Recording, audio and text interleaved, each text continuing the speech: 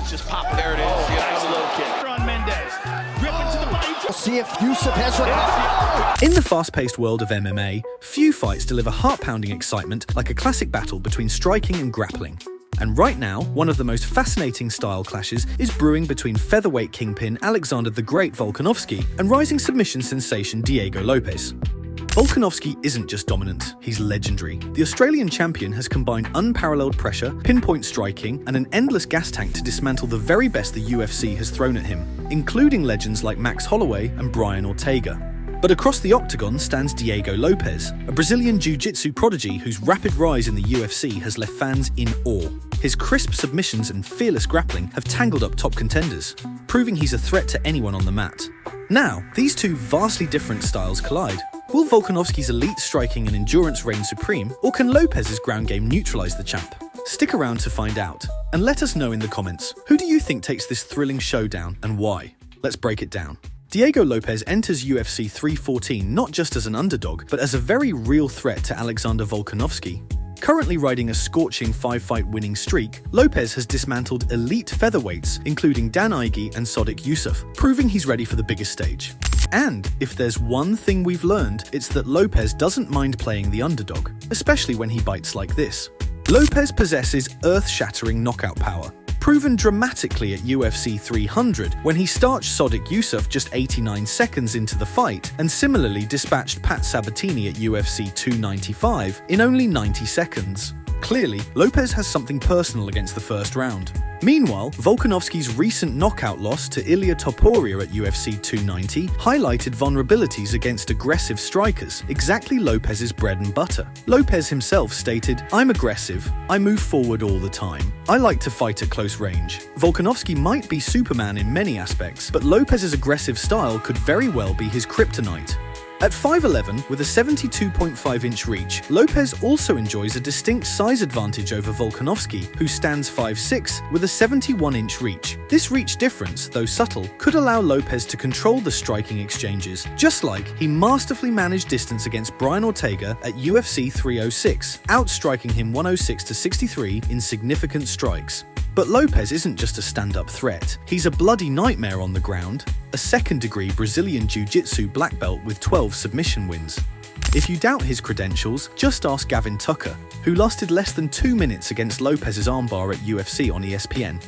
He's also proven capable of attacking submissions from virtually any position.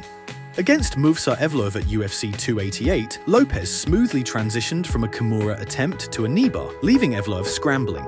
Lopes's transitions are smooth enough to confuse even seasoned grapplers, and Volkanovski must stay razor-sharp to avoid becoming his next highlight. Lopes's path to victory involves consistent, precise striking pressure mixed with relentless submission attempts. The key lies in disrupting Volkanovski's rhythm early, mirroring Ilia Topuria's aggressive blueprint at UFC 290. Lopes's unpredictability could exploit any lapse in Volkanovski's focus or endurance, especially important in a potentially exhausting 5-round battle. And if Volkanovski expects Lopes to rely only on his striking, he's in for surprises. Lopes even scored the only takedown against the wrestling-savvy Brian Ortega at UFC 306. He's like a box of chocolates in the octagon. You truly never know what you're going to get. In short, Lopes has every tool needed to shock the world.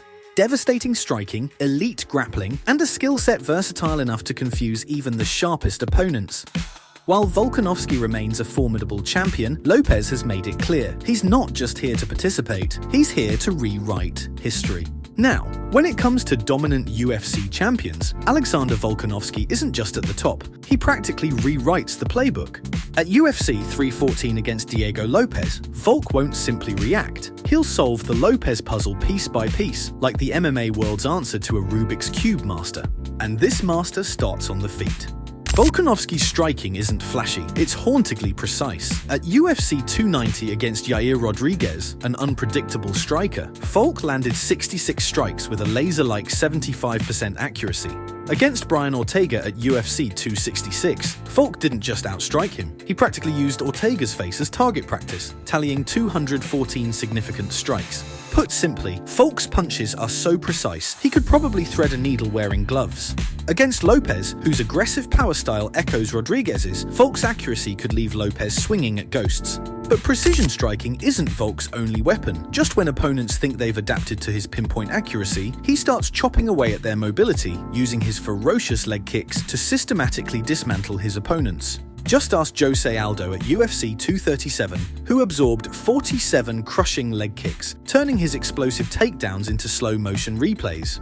And I'd bet you, Max Holloway probably still feels phantom kicks from their trilogy, where Volk averaged nearly 33 leg kicks per fight. Considering Lopes's upright stance, Volk's leg kicks might just make Lopes feel like he's fighting knee-deep in concrete. Once he's immobilized with those leg kicks, Volkanovski will masterfully dictate the distance. He's a magician in the octagon, and feints are his sleight of hand. At UFC 251, Volk used masterful misdirection to sneak in heavy overhands against Max Holloway. He even managed to drop lightweight champion Islam Makhachev at UFC 284, proving his timing is sharp enough to catch flies with chopsticks. Lopes might have a reach advantage, but against Volk's feints, he might feel like he's fighting smoke. Even if Lopes manages to close the distance, he'll discover another challenge entirely.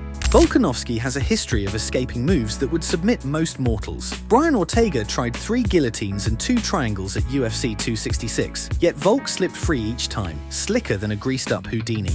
With a 91% submission defense rate, Volk's escapes might make Lopes's submissions look as useful as a chocolate teapot. Even ADCC champions marvel at his scrambling. He's essentially the UFC's David Blaine. But Volkanovski doesn't just defend submissions. If Lopes wants a ground war, Volk's chain wrestling will welcome him with open arms. Going back to the Rodriguez fight, we saw Volk land a total of 7 out of 12 takedowns, putting him against the cage and making Rodriguez's guard look less threatening than a warm blanket. Lopes's guard might be aggressive, but Volk's wrestling is always 3 moves ahead, like a grandmaster playing speed chess. And as the fight drags into deeper waters, one thing becomes overwhelmingly clear. Volkanovski's cardio is so good, he might as well run marathons between rounds. Against Max Holloway at UFC 276, Volk maintained 82% of his first-round pace in the championship rounds. As grappling expert Craig Jones noted, in terms of how hard he trains, how hard he works the cardio aspect is insane. His cardio workouts are absolutely insane. So he's the opposite of you. Complete opposite of me, probably publicly and privately. Lopes's explosive bursts are impressive, but late into the fight, he could be gasping like he's running uphill. Even beyond sheer endurance, we can see that Volkanovski doesn't just adapt, he evolves mid-fight. Against elite grappler Islam Makhachev, he adjusted his takedown defense from 33% in round 1 to an unbelievable 71% in the final rounds. It's almost as if Volk has an in-cage cheat sheet. With a 78% success rate in between-round adjustments, Lopes's unpredictability might look, well, predictable to Volk. This adaptability isn't limited to just conventional fighters. In fact, Volkanovski thrives against unconventional fighters, countering 63% of Holloway's spinning attacks at UFC 251. His head movement and timing are so refined, opponents with wild striking styles usually end up looking like they're throwing haymakers underwater. Lopes's unorthodox style is intimidating, but against Volk, it may be about as effective as bringing a butter knife to a gunfight.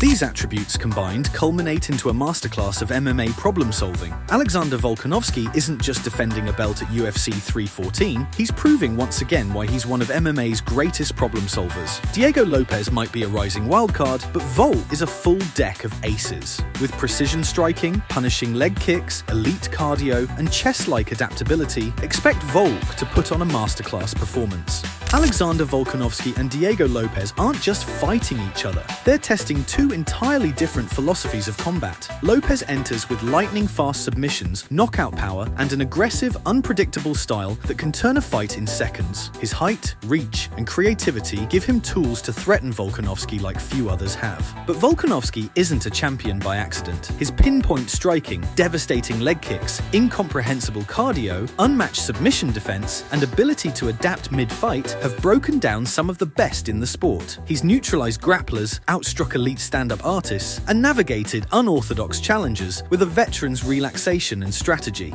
Ultimately, this fight hinges on adaptability, the very trait both fighters exemplify. Can Lopes's explosive offense and crafty submissions overwhelm Volkanovski's methodical dismantling? Or will Volkanovski's experience, versatility, and consistent pressure neutralize Lopes's unpredictability? One thing's certain, at UFC 314, styles will clash, limits will be tested, and only one fighter will leave as champion.